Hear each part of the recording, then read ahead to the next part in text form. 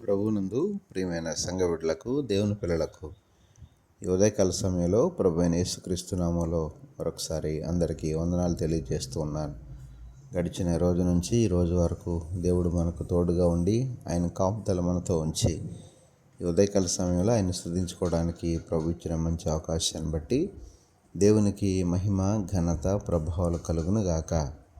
Amen. అనుదిన వాక్యాహారం ద్వారా ఈరోజు దేవుడు మనకిస్తున్న వాగ్దానం, నీవు దేన్నైనా యోచన చేయగా అది నీకు స్థిరపరచబడును అని యోబు గ్రంథం 22వ అధ్యాయము 28వ వచనంలో మనం చూస్తూ ఉన్నాం. దేవునికి మహిమ కలుగును గాక. ప్రియమైన దేవుని పిల్లలారా, ఈ మాటను ఒకసారి మనం చూసినట్లయితే, ఈనాడు మన యొక్క జీవన విధానంలో, మన యొక్క జీవిత, కుటుంబ, ఆర్థిక, వ్యాపార, ఉద్యోగ అవసరతలన్నిటిలో మనం ఏదో ఒక ఆలోచన కలిగి ఉంటాం.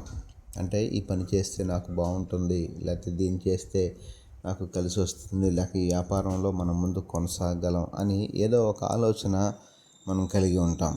దాన్ని చేస్తే మనకు ప్రయోజనకరంగా ఉంటుందా లేదా కూడా అని మానవులుగా మనం అనేక విధాలైనటువంటి ఆలోచనలు కలిగి ఉంటాం.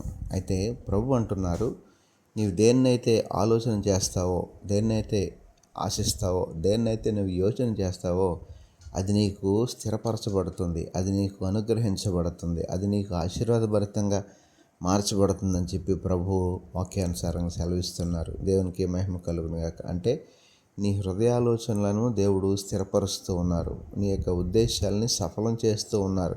నీ కోరికలను ఆయన నెరవేరుస్తూ ఉన్నారు. ఆ రీతిగా ఉదయకాల సమయంలో నీవు యోచించిన దాన్ని, నువ్వు కోరుకున్నటువంటి దాన్ని, నువ్వు చేపట్టినటువంటి పనిలో నీకు విజయాన్ని కలుగజేస్తున్నట్లుగా ప్రభు ఇస్తున్న వాగ్దానం మీద దృష్టి నిలిపి దేవుని మీద ఆధారపడి దేవుడిచ్చే ఆశీర్వాదాన్ని పొందుకున్నట్లుగా, నీవు కోరుకున్నది నీకు దక్కునట్లుగా దేవుని మీద ఆధారపడి ముందుకు కొనసాగుదాం. అట్టి కృప ఈ ఉదయకాల సమయంలో తన పిల్లలమైన మనందరికీ దేవుడు దయచేయును గాక.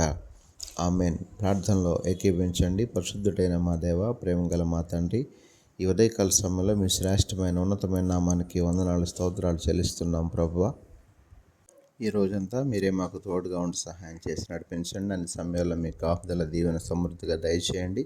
ఈరోజు పుట్టినరోజు, పెళ్ళిరోజు జరుపుకుంటున్న బిడ్డలు ఎవరైతే ఉన్నారో వారందరినీ పేరు పేరున దీవించి ఆశీర్వదించమని మహిమ, ఘనత, ప్రభావాలు మీకే చెల్లించుకుంటూ యేసు పరిశుద్ధ నామమున అడిగి వేడుకొనుచున్నాము తండ్రి. ఆమెన్.